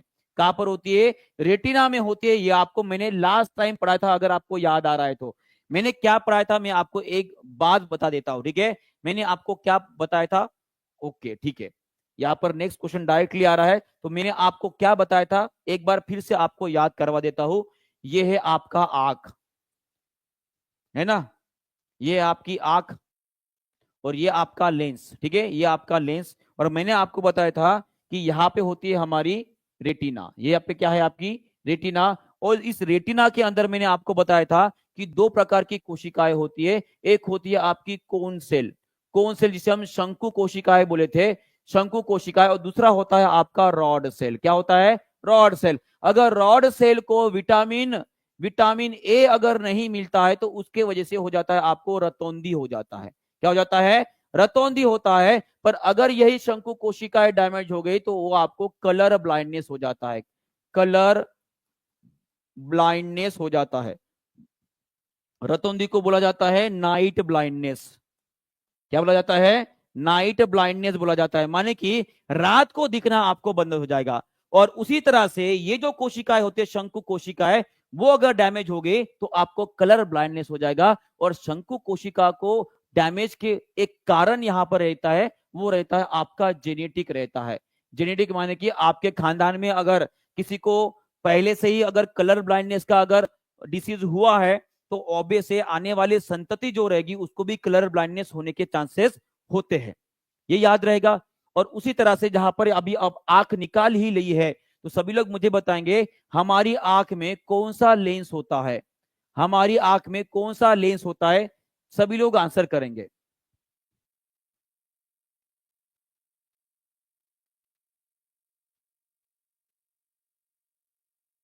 चलिए आंसर करेंगे सभी लोग। हमारी आंख में कौन सा लेंस होता है, वो होता है आपका कॉन्वेक्स लेंस। कौन सा होता है, कॉन्वेक्स लेंस होता है, जिसे हम बोलेंगे उत्तल लेंस। क्या बोलेंगे जी, उत्तल लेंस। और उसी तरह से ये जो उत्तल लेंस के वजह से हमारे रेटिना के ऊपर पड़ने वाला या बनने वाला जो प्रतिबिंब होता है उसकी विशेषता क्या रहेगी, उसकी विशेषता ये रहेगी कि वो कैसे बनता है, आपका उल्टा बनता है। कैसे बनता है, उल्टा बनता है, ये आपको याद रखना पड़ेगा। फिर आप बोलोगे कि सर हमें सीधा कैसे नजर आता है। एक बात हमेशा ध्यान में रखिएगा, इस रेटिना को कनेक्ट होती है हमारी ऑप्टिकल नर्व। क्या कनेक्ट होती है हमारी, ये होती है आपकी ऑप्टिकल नर्व, ऑप्टिकल नर्व। और ये ऑप्टिकल नर्व जो होते हैं हमारा एक ब्रेन का पार्ट होता है, जहां पर वो निकल जाता है उसका नाम क्या है जी। चलिए कोई मुझे बताएगा कि अगर मैं कोई चीज देख पा रहा हूं, वो चीज को दिखाने का काम हमारा ब्रेन का कौन सा पार्ट करता है। सभी लोग कमेंट बॉक्स में आंसर लिखेंगे जल्दी से। चलिए बताइए, अगर मैं कुछ चीजें देख पा रहा हूं तो उस चीज को देखने के लिए हमारे ब्रेन का कौन सा पार्ट काम करता है, चलिए देखते हैं। चलिए बताइए, ये क्वेश्चन रहेगा आप सभी के लिए होमवर्क है, ये आप सभी के लिए होमवर्क है। सभी लोग कमेंट बॉक्स में इसका आंसर लिख देंगे, सभी लोग इसका आंसर कमेंट बॉक्स में लिख देंगे। मैंने ब्रेन को बहुत अच्छे से पढ़ाया है, ठीक है।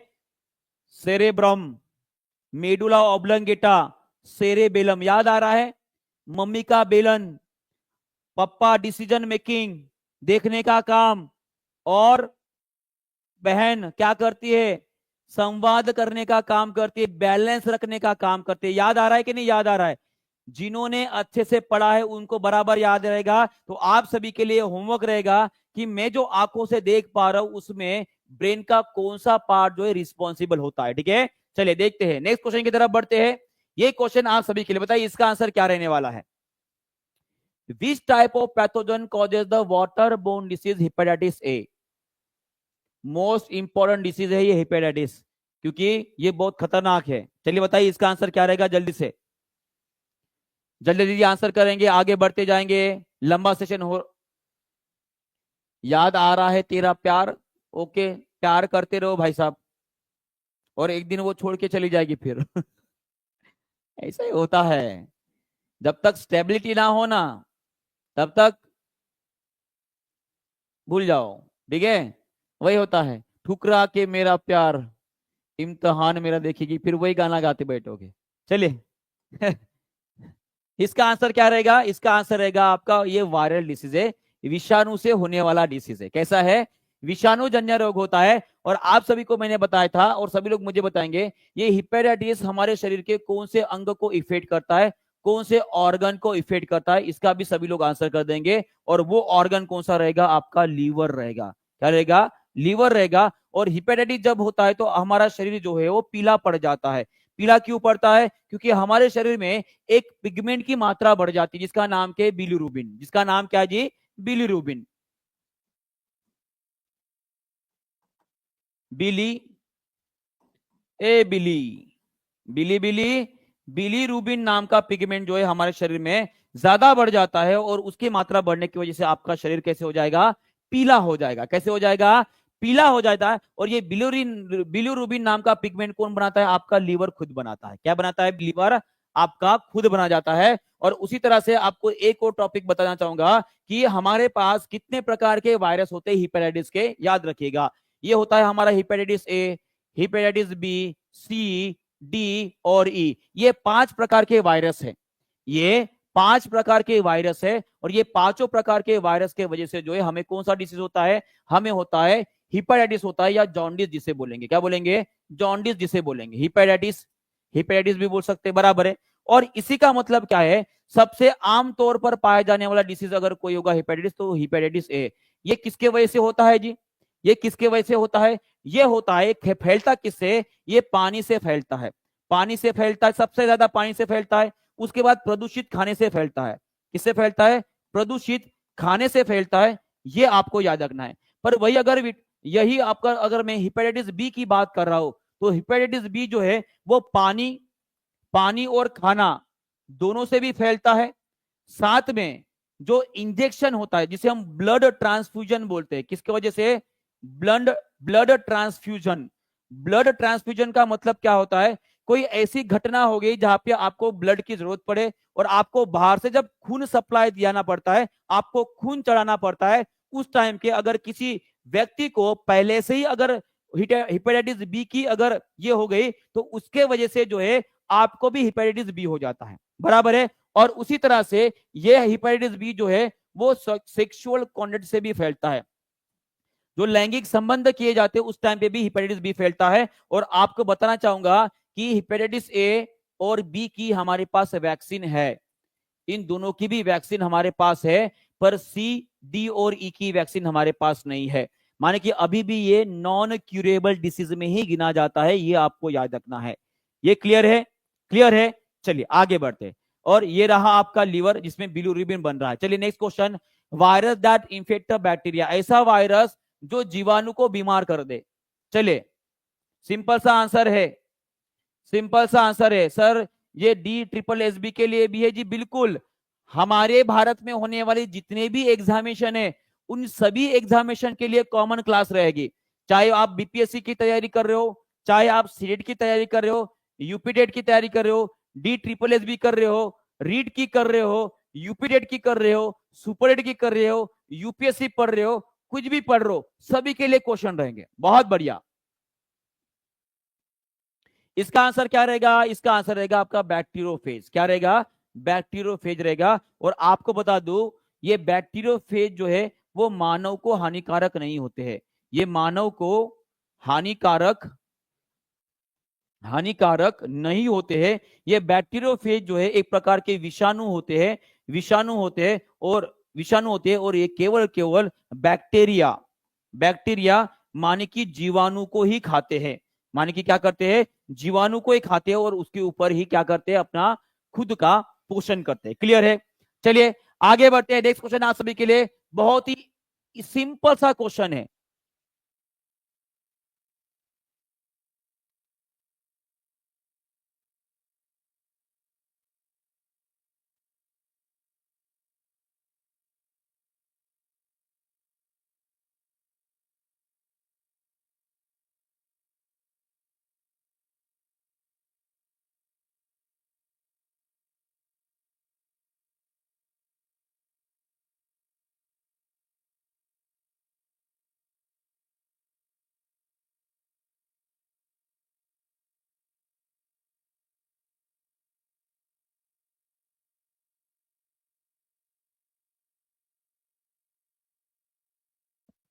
सभी लोग क्वेश्चन का आंसर करते रहेंगे। आप सभी के लिए एक बड़ी गुड न्यूज आई है। अभी अभी हमारे टेक्निकल टीम के जो मेन कार्यकर्ता है फैसर जी, उन्होंने एक बड़ी गुड न्यूज आप सभी के लिए लेकर आए हैं। और आपको बता दूं वो गुड न्यूज क्या है, थोड़ा सा सब्र रखिए, थोड़ा सा सब्र रखिएगा, वो न्यूज आपके साथ में शेयर करने वाला हूं, ठीक है।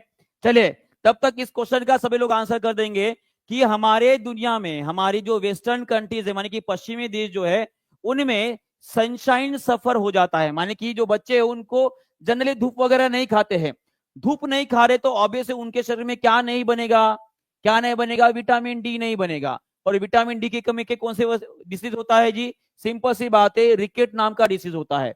क्या होता है, रिकेट नाम का डिसीज होता है। सभी लोग कमेंट बॉक्स में लिखेंगे बिल्कुल सही।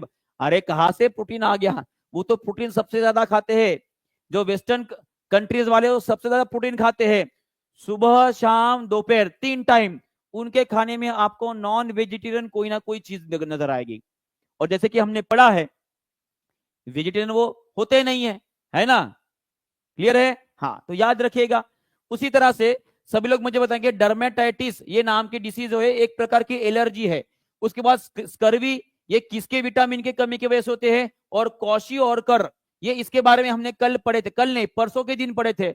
अगर आपको याद आ रहा है तो सभी लोग क्वाशियोर के बारे में बताएंगे कि क्वाशियोर ये नाम का डिसीज जो है वो किसके कमी के वजह से होता है। इसको तो सभी कुछ नहीं याद कर लिए, मुझे पता है। ये तो क्वेश्चन अगर रात को भी पूछ लूं और गलती से भगवान ना करे किसी के साथ हो जाए, और जिसने मेरे पास से पढ़ा है और कभी जर अगर वो भाई साहब सोया हुआ है और उसको भाई साहब एक झापड़ मार के उठा देंगे और पूछेंगे कि बता स्कर्वी किसके कमी के वजह से होता है, तो वो नींद में भी बता देगा कि सर विटामिन सी के कमी के वजह से होता है। किसके कमी से होता है? विटामिन सी के कमी के वजह से होता है। उसी तरह से क्वाशियोर किसके कमी से होता है? ये होता है आपके प्रोटीन की कमी की वजह से। किसकी वजह से?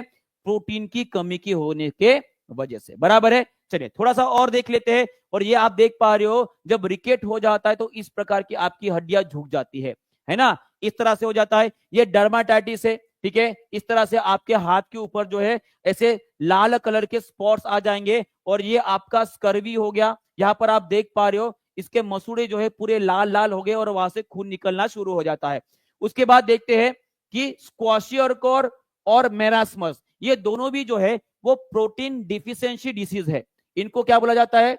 ये प्रोटीन के कमी के वजह से होता है और ये जनरली जो साउथ अफ्रीकन कंट्रीज है उनमें देखा जाता है, उनके बच्चों में ज्यादा देखा जाता है। अगर मैं सिर्फ क्वाशियर की बात कर रहा हूं तो यहाँ पर जो आप देख पा रहे हो ये बच्चा जो है थोड़ा सा सूख गया और उसका पेट जो है आगे नजर आ रहा है, माने कि इसका डाइजेशन बिगड़ जाता है, ठीक है। और उसी तरह से जो है उनके जो मसल्स होते हैं वो कमजोर हो जाती है और उसके वजह से क्वाशियर केवल और केवल प्रोटीन के डेफिशिएंसी के वजह से होता है। पर अगर मैं मेरास्मस की बात करूंगा तो ये देखो ना ही उसका पेट नजर आ रहा है और ना ही इसके अंदर कोई मांस नजर आ रहा है, पूरा सूख कर लकड़ी बन गया है। ऐसा क्यों हुआ जी? क्योंकि मेरास्मस जो डिसीज होता है उसमें ना बल्कि प्रोटीन की कमी हो जाती है, बल्कि प्रोटीन के कमी के साथ साथ उसके अंदर ऊर्जा की भी कमी हो जाती है, जिसे एनसीईआरटी में कैलोरीज लिखा गया है। क्या लिखा गया? कैलोरीज लिखा गया है। हर मानव शरीर की एक जरूरत होती है, एक मानव शरीर की डेली में एक जरूरत होती है, वो अगर जरूरत आपकी पूरी नहीं होती है तो आप डेफिशिएंसी में चले जाते हो। बराबर है। और उसी के लिए अगर आपके शरीर में ना ही प्रोटीन जा रहा है और ना ही कार्बोहाइड्रेट मिल रहा है तो उस केस में आपको मेरास्मस नाम का डिसीज हो जाएगा। क्लियर है? बहुत बढ़िया। चलिए आगे बढ़ते हैं। और ये आपका ये क्या बीच में ही कुलदीप सर कहां से आ गए और ये एसिड रेन पढ़ा रहे हैं? क्या पढ़ा रहे हैं? एसिड रेन पढ़ा रहे हैं। बीच में ही कहां से आ गए?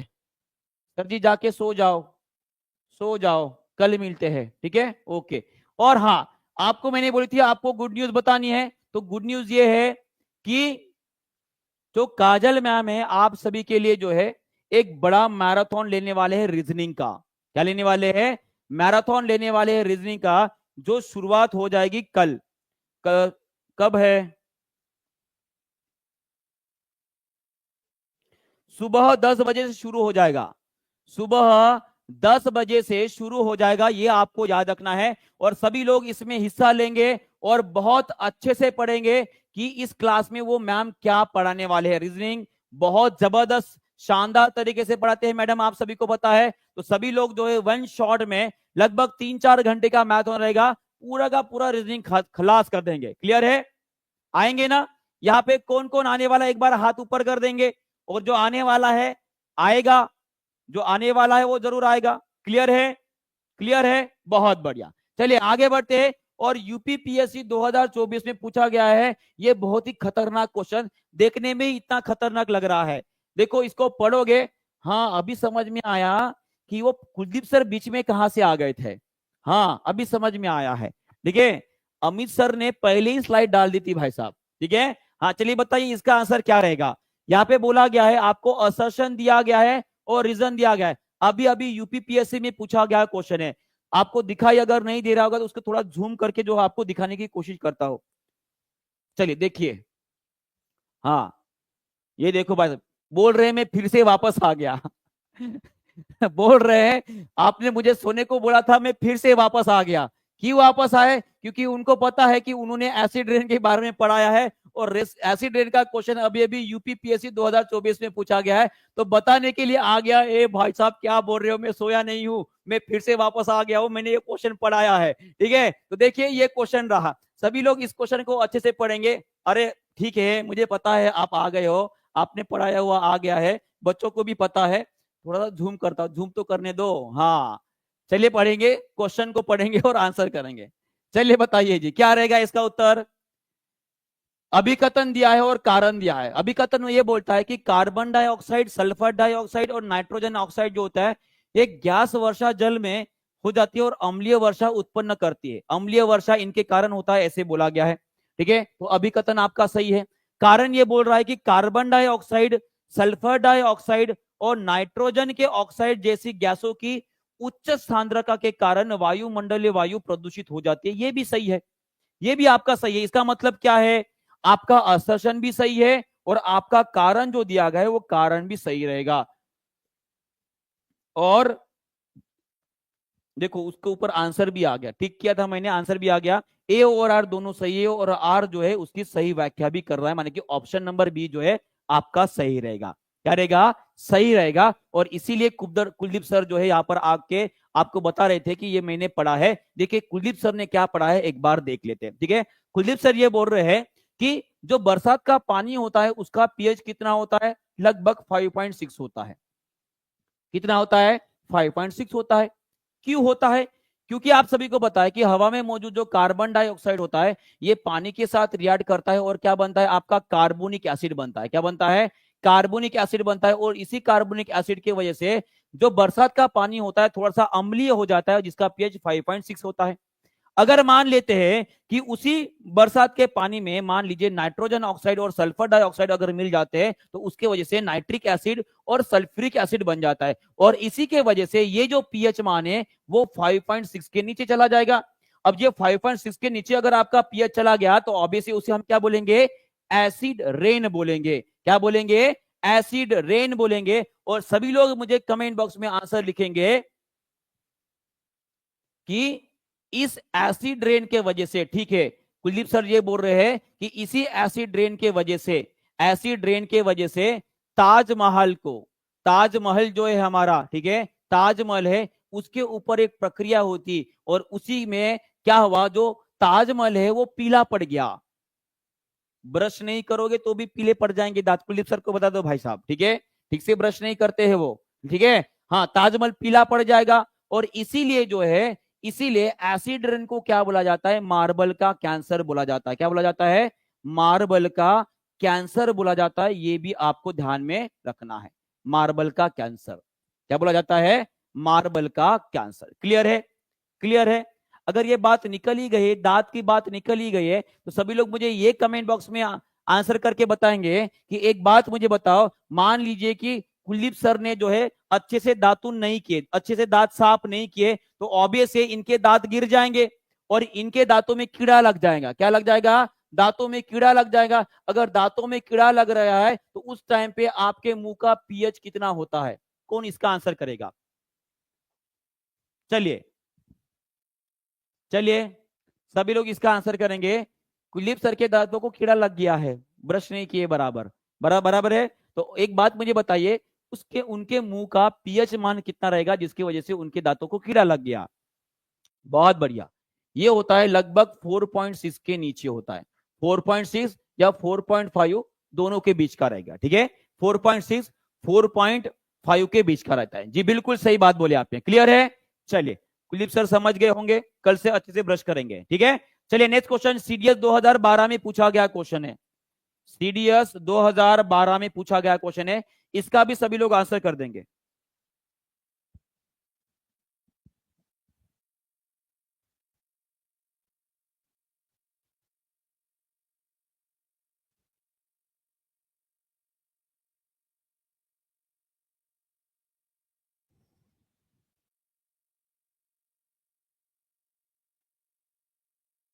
चलिए इसका भी आंसर कर देंगे सभी लोग।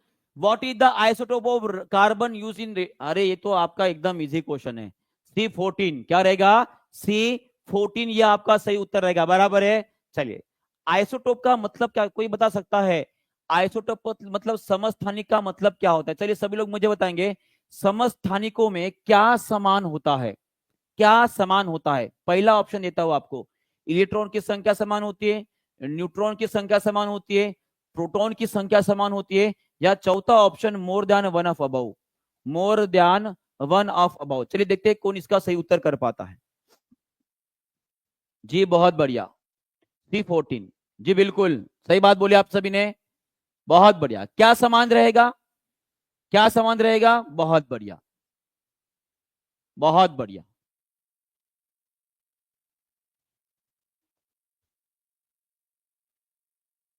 बहुत बढ़िया, सही। प्रोटॉन प्रोटॉन प्रोटॉन प्रोटॉन, बहुत बढ़िया, प्रोटॉन रहेगा। क्या रहेगा, प्रोटॉन रहेगा। ये आपको सबको ध्यान में रखना है। चलिए आगे बढ़ते हैं, और उसी तरह से आगे बढ़ते हुए ये रहा आपका कार्बन डेटिंग। देखिए एक बात ध्यान में रखिएगा, शायद मैंने कल भी आपको पढ़ाया था कि C14 से हम पिछली 60,000 साल पहले की चीजों की उम्र जान सकते हैं। पर अगर इससे भी हमें पीछे जाना है, उसके लिए हम करते हैं यूरेनियम डेटिंग। क्या करते हैं, यूरेनियम डेटिंग, जिससे हमें लाखों साल पुरानी जो चीजें उनके बारे में पता चलता है। ये बात बस आपको याद रखनी है, ठीक है। मैंने लास्ट टाइम भी इसके बारे में आपको बताया था कि C14 माने कि कार्बन डेटिंग के लिए जो आइसोटोप इस्तेमाल किया जाता है, समस्थानिक इस्तेमाल किया जाता है कार्बन का, उससे हम लगभग 60,000 साल पुरानी जो चीजें होते हैं उनकी हम उम्र जानते हैं। पर उसके भी अगर पीछे जानना है तो उस टाइम पे हमें यूरेनियम डेटिंग करना पड़ता है। क्या करना पड़ता है, यूरेनियम डेटिंग करना पड़ता है। चलिए आगे बढ़ते, नेक्स्ट क्वेश्चन बीपीएससी 2021 में पूछा गया क्वेश्चन है, carbon 14 is use to determine the age of fossil because. देखते हैं इसका उत्तर कौन करता है।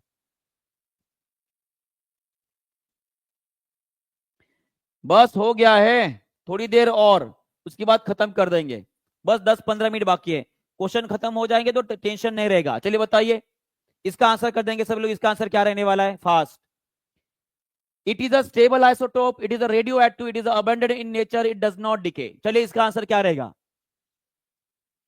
कार्बन जो होता है हमारे वातावरण में हर जगह पे आपको मिलता है, और जितने भी चीजें आप खाते हो उन सभी चीजों में आपको कार्बन मिलता है, उन सभी चीजों में आपको कार्बन मिलता है। पर ये कार्बन डेटिंग के लिए क्यों इस्तेमाल किया जाता है, ये अगर आपको पूछा जाता है तो इसका आंसर रहेगा कि C14 जो रहता है वह कैसे रहता है जी, ये रेडियो एक्टिव होता है। कैसे होता है, रेडियो एक्टिव होता है, और इसीलिए इसका आंसर आपका ऑप्शन नंबर बी रहेगा। क्या रहेगा, ऑप्शन नंबर बी रहेगा। क्लियर है। देखिए C12 C14 ये होते हैं, पर हर चीज में जी उम्र जानने के लिए केवल और केवल उनका ही इस्तेमाल किया जाता है जिनके अंदर रेडियो धर्मिता नाम की विशेषता होती है। बराबर है। और रेडियो धर्मिता अगर मैं बात करूंगा तो सभी लोग मुझे बताएंगे। एक क्वेश्चन पूछता हूं आप सभी को, देखते कौन कौन इसका सही उत्तर करता है, कौन कौन सही उत्तर करता है। अगर मैं रेडियो एक्टिविटी की बात करता हूं, मैं अगर रेडियो एक्टिविटी की बात करता हूं तो रेडियो एक्टिविटी जिसे हम रेडियो धर्मिता बोलते हैं, रेडियो धर्मिता बोलते हैं, इसके बारे में बताने वाले सबसे पहले वैज्ञानिक कौन थे। इसके बारे में मैंने शायद पहले लेक्चर में आपको बताया था कि पहले वैज्ञानिक जिन्होंने रेडियो धर्मिता के बारे में संशोधन किया था उस वैज्ञानिक का नाम क्या है। चलिए जी सभी लोग आंसर करेंगे बहुत फास्ट।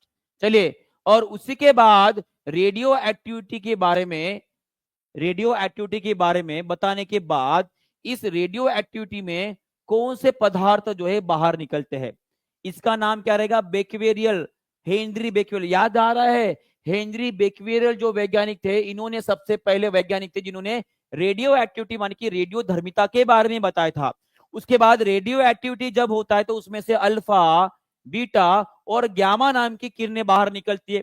मैं अगर आपको पूछूं कि जो अल्फा किरणें होती है उनके ऊपर कौन सा आवेश होता है, चलिए देखते हैं कितना लोग सही उत्तर करता है। अल्फा किरणें का मतलब होता है हेलियम के मॉलिक्यूल। किसके, हेलियम के मॉलिक्यूल, और ये होते हैं आपकी पॉजिटिवली चार्ज। कैसे होते हैं, धनात्मक होते हैं। मैं अगर बात करता हूं बीटा किरणों की, तो बीटा किरणें जो है वो इलेक्ट्रॉन से बने होते हैं, और ये होते हैं आपकी नेगेटिवली चार्ज माने कि ऋणात्मक होते हैं।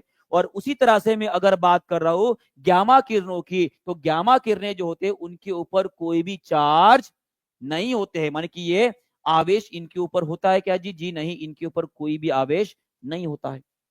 मैं उसी तरह से एक क्वेश्चन बना सकता हूं और पूछा भी गया है कि अल्फा बीटा गामा में से कौन सी ऐसी किरण है वो ना ही मैग्नेटिक फील्ड माने कि चुंबकीय क्षेत्र और ना ही आपकी electromagnetic field.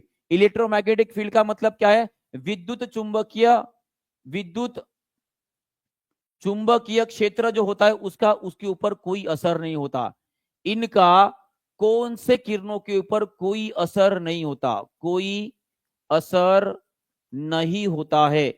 Option alpha, option 2 beta, option 3 gamma, option number D delta हो, कोई तो भी, सभी के सभी देखते हैं कौन इसका सही उत्तर करता है। चलिए बताइए, अल्फा बीटा गामा और सभी के सभी, इसका आंसर क्या रहेगा? बहुत बढ़िया, मैक्सिमम लोगों ने सही उत्तर भी दे दिया। इसका आंसर रहेगा आपका गामा। क्या रहेगा? गामा रहेगा। और गामा किरणों के ऊपर कोई भी आवेश ना होने के वजह से वो सीधी निकल जाएगी। कैसे निकल जाएगी? सीधी निकल जाएगी। इससे हमें एक सीख मिलती है, पता है कौन सी सीख मिलती है? एक बात हमेशा ध्यान में रखना, जब आप मेहनत कर रहे हो ना तो ताने मारने वाले आपको बहुत मिल जाएंगे, आपको घमंडी बोलने वाले बहुत लोग मिल जाएंगे, आपके घर वालों को ताने मारेंगे, आपके परिवारजनों को ताने मिलेंगे, और इतने ताने मारेंगे कि भाई साहब एक दिन ये मुश्किल हो जाएगा कि क्या करे। उस टाइम पे सिंपल सा एक काम करना है, आपके मन में जो गुस्सा आ रहा है ना उसे दबा कर रखो, उसे अपनी ताकत बनाओ। और वो बोला जाता है ना, क्या बोला जाता है पता है आपको? कि भौंकने वाले कुत्ते कभी काटते नहीं है।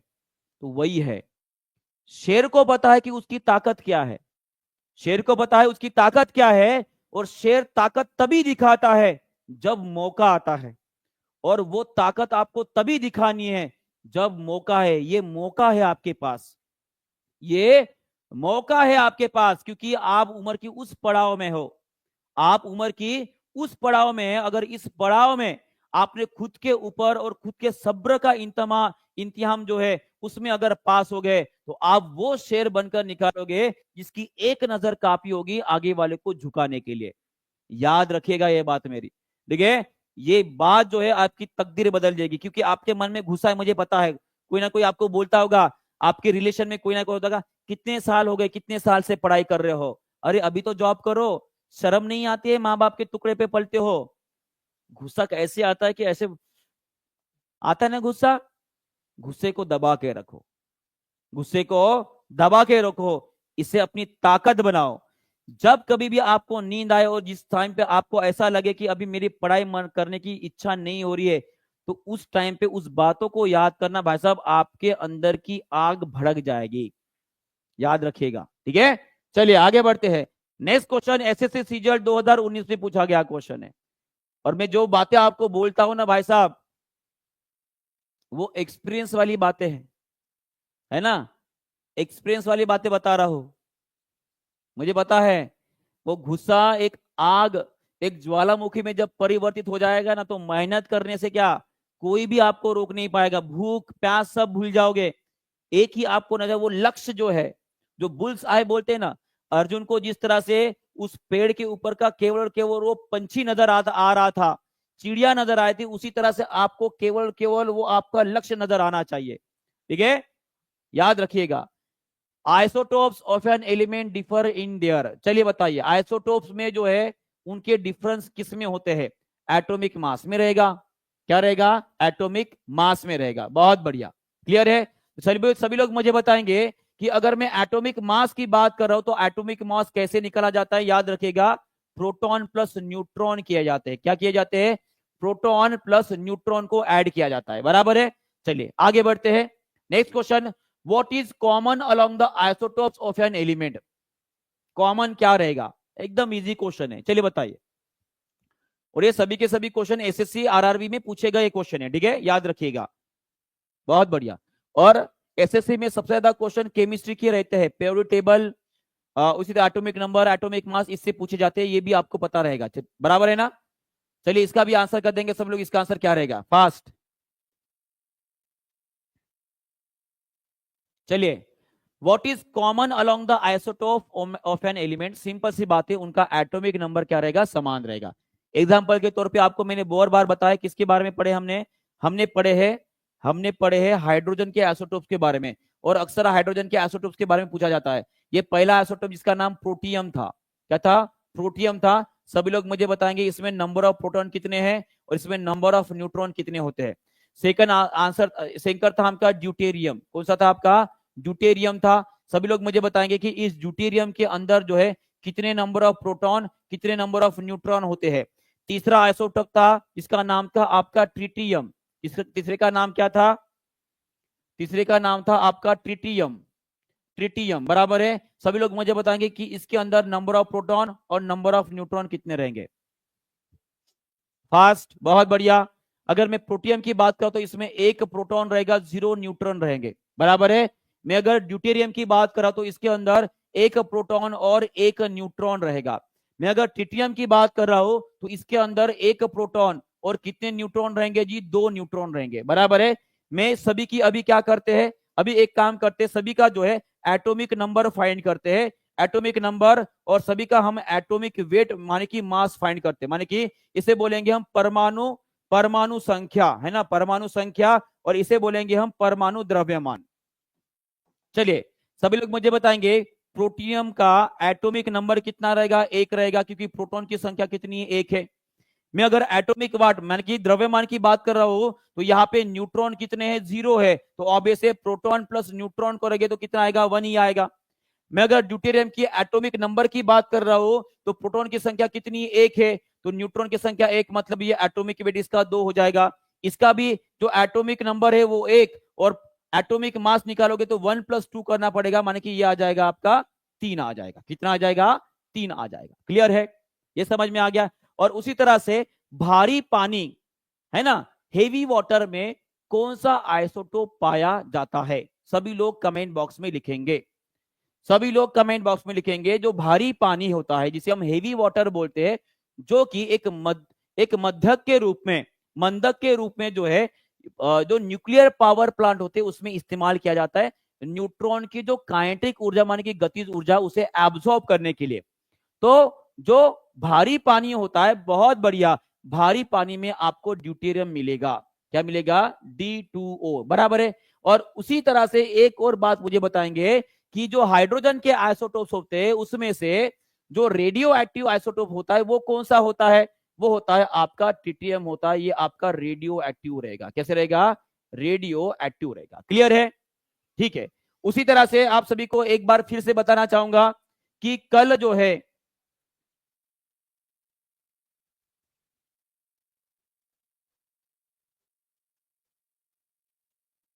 हाँ, कल जो है आपका कल मॉर्निंग में 10 बजे से काजल मैम का एक बड़ा रीजनिंग का मैराथन रहने वाला है। तो सभी लोग उसे जरूर ज्वाइन करेंगे, आपका बहुत फायदा हो जाएगा। और इसमें जो है आपके बहुत सारे क्वेश्चन भी कवर हो जाएंगे, बराबर है। ये आपको ध्यान में रखना है। और उसी तरह से अभी क्लास खत्म नहीं हुआ है। कहां भाग रहे हो? कहां भाग रहे हो भाई साहब? अभी तक मेरे क्वेश्चन खत्म नहीं हुए। देखो कितने सारे क्वेश्चन आपके लिए निकाल कर आया हूं। अगर आपकी पढ़ने की तैयारी है तो मैं पढ़ाने का भी जिगरा रखता हूं। अगर आपकी पढ़ने की तैयारी है तो मैं पढ़ाने का भी जिगरा रखता हूं, क्योंकि मेहनत करने वाले की कभी हार नहीं होती है। जो मेहनत करता है वो सूरज बनकर चमकता है, और आपको सूरज बनकर चमकाने का काम मेरा है, और मैं वो काम जरूर करूंगा, बस आपका साथ चाहिए, बराबर है। तो एक काम करते हैं, इस क्वेश्चन का आंसर सभी लोग जो है होमवर्क पकड़ेंगे, इसे कमेंट बॉक्स में लिख देंगे, और उसी तरह से आपको सेशन कैसे लग रहा है ये भी आप कमेंट बॉक्स में लिख दोगे। जी हाँ, खत्म। देखिए टेक्निकल टीम भी आ गई कि सर खत्म कर दीजिए, नेक्स्ट क्लास होने वाला है। तो इसका भी आंसर सभी लोग कमेंट बॉक्स में देख लेंगे, ठीक है। तो चलिए मिलते हैं फिर से कल उसी तरह से, उसी जोश में, होश में और जबरदस्त सेशन में, जहां पर हम एनसीईआरटी बेस्ड क्वेश्चन पढ़ेंगे। क्लियर है? All the best. और ये क्वेश्चन का आंसर कमेंट बॉक्स में लिख देगा। कमेंट करते नहीं हो, यहाँ पे 1200 के ऊपर बच्चे हैं, तो कम से कम 500 कमेंट आना चाहिए, ठीक है। कम से कम 500 कमेंट आना चाहिए। ये आपका रहा क्वेश्चन, आंसर आप कमेंट बॉक्स में लिख दोगे। क्लियर है? चलिए बाय बाय।